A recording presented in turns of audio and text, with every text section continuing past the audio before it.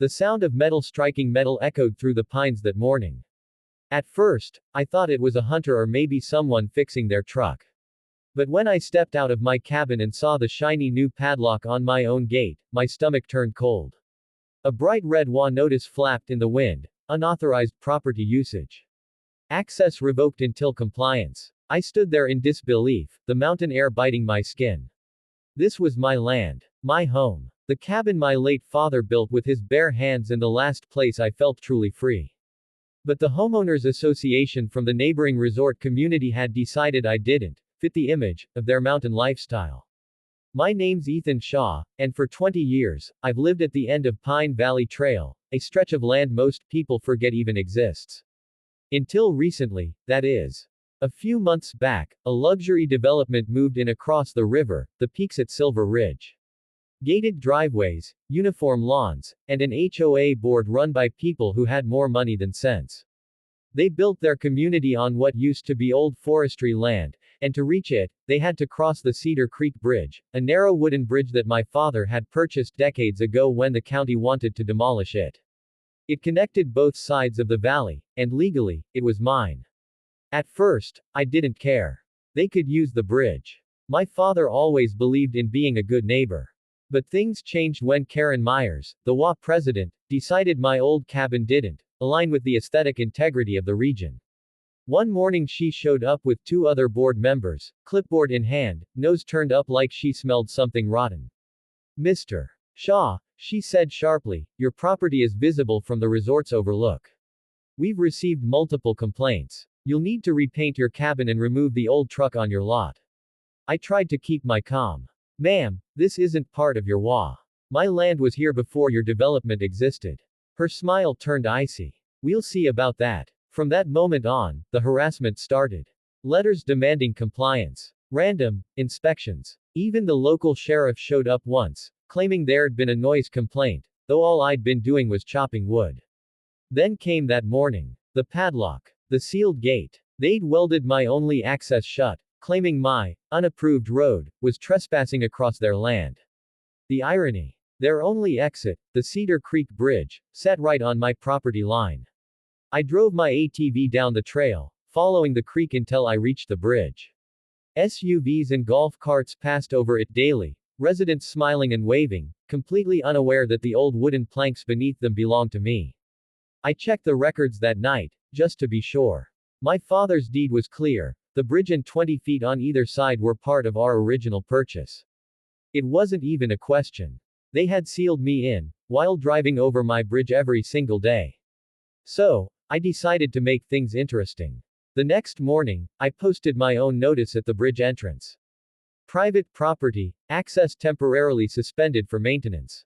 Trespassers will be towed. By noon, Karen was at my gate again, red-faced and fuming. You can't just block the bridge. You're cutting off an entire community. She screeched. I raised an eyebrow. Funny. That's exactly what you did to me. Her jaw clenched. We'll call the county. We'll sue you. I shrugged. You're welcome to try. But the title's clear. My land, my bridge. For the next few days, the WA went into full panic mode. Residents couldn't reach the main road without taking a 20-mile detour through unpaved forest routes. The mail trucks stopped delivering. Even their fancy landscaping service couldn't get in. Then the power went out on their side of the river. The maintenance team couldn't cross the bridge to fix the transformer. The WA board begged for an emergency meeting. I didn't respond, not at first. I wanted them to feel what I'd felt. Trapped, ignored, powerless. But then, a knock came on my cabin door late one night. It wasn't Karen this time. It was David, a middle-aged resident from the WA side. He looked tired, embarrassed even. Mr. Shaw, he said quietly, we didn't know what the board was doing to you. They told us you were some squatter holding up progress. But, you've been here longer than any of us. He told me about the chaos, the elderly couple who couldn't get their medication delivered, the kids who had to walk miles just to get to the school bus. His words hit me hard. I wasn't trying to hurt innocent people.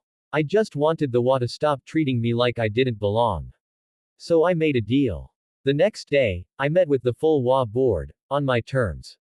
At my cabin, Karen looked furious sitting on my old porch chair, but she had no choice. I'll reopen the bridge, I told them, but under 3 conditions. 1. You remove that padlock and retract every complaint filed against me. 2. You acknowledge that my land is exempt from your WA authority. And 3. I leaned forward, you pay a fair maintenance fee for bridge upkeep. It's old, and repairs don't come cheap. Karen started to protest, but the rest of the board was already nodding. They were desperate. Within an hour, they'd signed the agreement I drafted. By sunset, my gate was open again, and so was the bridge. As the last bit of daylight glowed across the water, David shook my hand and said, "You handled this better than most would've." I smiled faintly. My dad always said respect goes both ways. They wanted to lock me out. Now they have to cross my bridge to get anywhere. Weeks passed, and the hostility faded. The WA still existed, but they left me alone. Some of the residents even stopped by now and then to buy honey from my beehives or ask for fishing advice. Karen eventually stepped down as president. Apparently, she couldn't handle being the woman who lost control of the only bridge in and out.